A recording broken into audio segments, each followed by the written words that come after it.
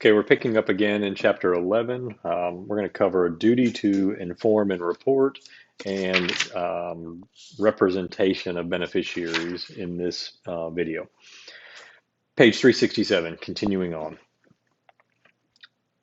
So we've talked about duties that a trustee owes to the beneficiaries. One of those duties can be to inform and report on what's going on with the trust and what does the trust own.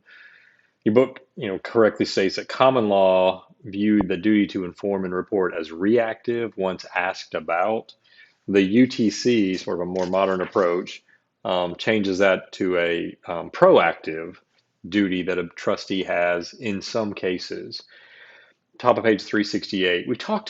In this class, we've talked about the term qualified beneficiary. That's a term of art under the UTC that imposes some obligations if you are a so-called qualified beneficiary. They do a good job at the top of the page defining what that is. Make sure you're familiar with that. What is a so-called qualified beneficiary? Because where it becomes one of the places in the UTC it becomes important is section 813, talked about on page 368. And 813 is the duty to inform and report section of the UTC. So um, basically, subsection A imposes a duty on the trustee to keep the qualified beneficiaries of the trust reasonably informed about the administration of the trust and material facts necessary for them to protect their interests, unless unreasonable under the circumstances. So that's fine to say that, but how do you do that?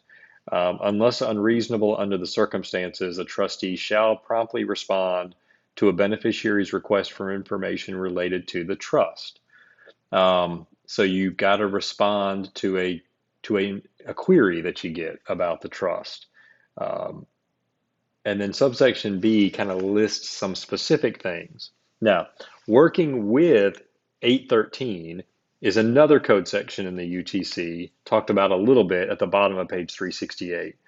There is another code section in the UTC, section 105, comes early in the code section, in the code of the UTC code, that lets states decide which provisions of the UTC are mandatory and which ones can be modified. It also it allows the settlor of a trust to decide which provisions of the UTC are mandatory and which can be modified in the trust. 105 will specifically say whether you can or cannot modify a trustee's obligation to notify beneficiaries of or to keep them informed. And in most cases, that is a mandatory duty that you cannot modify. Um, if it is, in most cases, it has been interpreted to require at a minimum Section 813C. A trustee shall send to the distributees or permissible distributees of a trust income or principal and to other qualified or non-qualified beneficiaries who request it. And sometimes that's even modified to just be qualified beneficiaries who request it. So you got to request it at least annually. And in most cases, that's all you got to do is you just have to do it once a year. And at the termination of the trust. A report of the trust property, liabilities, receipts, disbursements, including the source and amount of the trustee's compensation, and a listing of trust assets and, if feasible, their fair market value. So most states have allow the settlor to modify most of the provisions in the UTC, except most states' UTCs require 813C upon request of a qualified beneficiary. I know the UTC in the book says qualified or non-qualified, but most states say qualified. Upon the request of a qualified beneficiary, then you've at least got to tell them once a year what's in the trust and how the trustee is being paid, and money that's left the trust, money that's come in the trust. That is typically one you cannot get rid of under most states' adopted UTC rules. The other provisions you typically can. Your trust can, if your UTC allows it, your trust can draft around the other provisions of 813. But at a minimum, you're going to have to do 813C in almost all states. And that's enough to give the beneficiary knowledge of what's going on. But be familiar with 813, be familiar with the concept of qualified beneficiary, and be familiar with 813C. What's the minimum you got to do under most states' UTCs? What do you do on page 369? I mean, is knowledge of the trust always a good thing? You know, if you've got um, beneficiaries that are ne'er-do-well or just have no incentive to be productive citizens of society, is it a good idea to let them know there's a multi-million-dollar trust for their benefit? Is that going to make them productive members of society? Maybe. It may have no influence on it at all, but it may. It may make them, not real productive people. So clients a lot of times will say, I don't want my kids to know this trust exists. And what we end up having to tell them is, well, we have 813C that prevents that. At a minimum, you gotta give this report once a year if they ask for it. You gotta give them this report. Now, that's the legal answer. The practical effect of that is, I would say, there's a large group of um, trust beneficiaries that have no idea there's a trust for their benefit because they've never known to ask for the annual report. Therefore, they've never gotten the annual report. Your book talks about a way that perhaps maybe you can make it happen and still follow the UTC. Some jurisdictions have modified the UTC to allow the settlor um, to provide notice instead of to the beneficiary to a person on the beneficiary's behalf.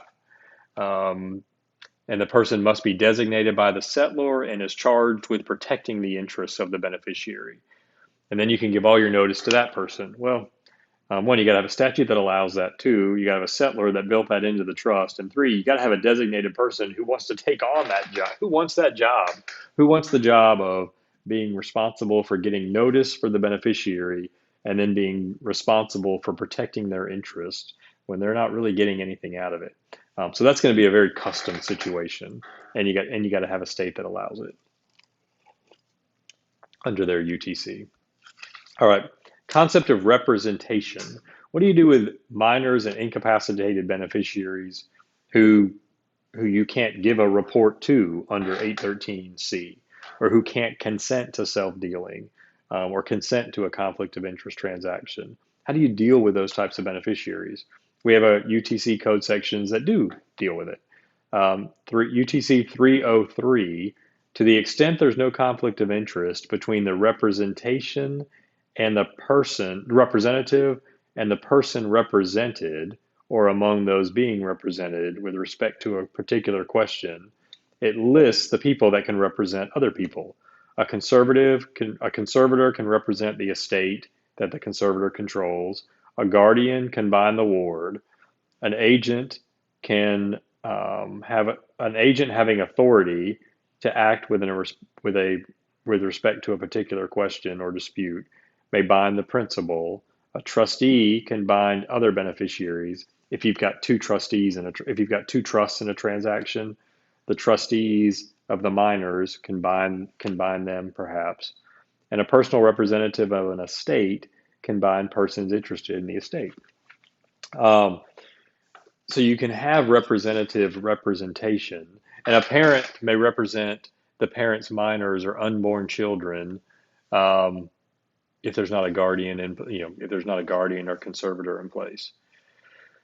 Um, this section gets used a lot in practicality, um, but it only works if there's no conflict of interest in the representation of the minor. And the best way to show how that comes up is the example on page 370.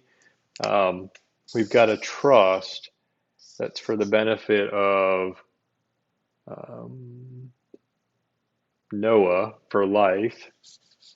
And upon his death, it's going to go to his descendants, who are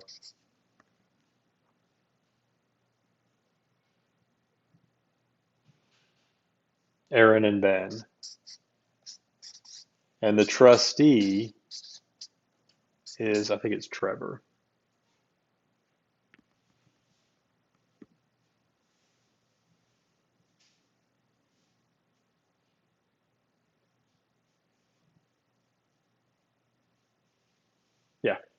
Trevor. So where this representation issue comes up is if we've got a self-dealing sale of some property held in the trust to Trevor, Noah can represent his descendants to approve the sale.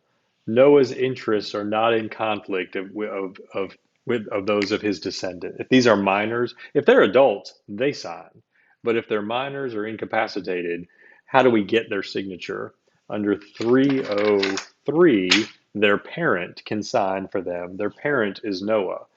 And so if there's a sale between Trevor as an individual and Trevor as a trustee, and we want to get consent from the beneficiaries to help get around the self-dealing problem, Noah signs that he's okay with it, and he signs on behalf of his minor kids because he's not in conflict with them. Um, if they were adults, they may have decided otherwise, but that doesn't mean he's in conflict with them. It means if it's a good deal, it's a good deal for everybody. If it's a bad deal, it's a bad deal for everybody. They're all kind of in the same position, whether it's a good deal or bad deal. He can represent them. To be contrasted with if some representation is needed to terminate the trust early and distribute a portion of the trust to Noah and a portion to his two kids, Aaron and Ben. So let's say the trust has gotten small and it doesn't make sense to keep the trust in place anymore. There's processes where you can terminate an inefficient trust. And if you do that, you got to distribute the trust property kind of to all the beneficiaries. Sometimes the trust will tell you what to do in that case. It'll tell you who to give the property to. But if it doesn't, you got to distribute the trust property to kind of all the beneficiaries in some way that's fair. And so if representation is needed to terminate the trust early and distribute a portion of property to Noah and a portion to his two kids, Noah can't represent his descendants. His interest is in conflict with his children and other descendants. That's because someone's going to decide how much is going here and how much is going here of the trust property. And Noah's not in the best position to make that decision for himself and his kids. He is in conflict with them on who gets what. Interestingly, though, let's say Aaron is an adult, but Ben is not, or Aaron's has capacity and Ben does not. Aaron can represent Ben, his sibling, because their interests are parallel. They're not in conflict. So Aaron can represent himself and he can represent Ben in a negotiation of how much trust property goes here and how much goes here if they're trying to terminate the trust early. So representation doesn't have to be just parent to child. It can be siblings for each other if their interests are parallel. And that 303 comes up a lot when we're drafting trust transaction documents or trying to modify a trust and we need to get various consents in place, but we've got minors and incapacitated people. We often have people signed by representation. And 303 is how you get there, is so long as there's not a conflict between the representor and the representee and what's going on. All right, we'll stop there and then pick up with the other duties in a minute.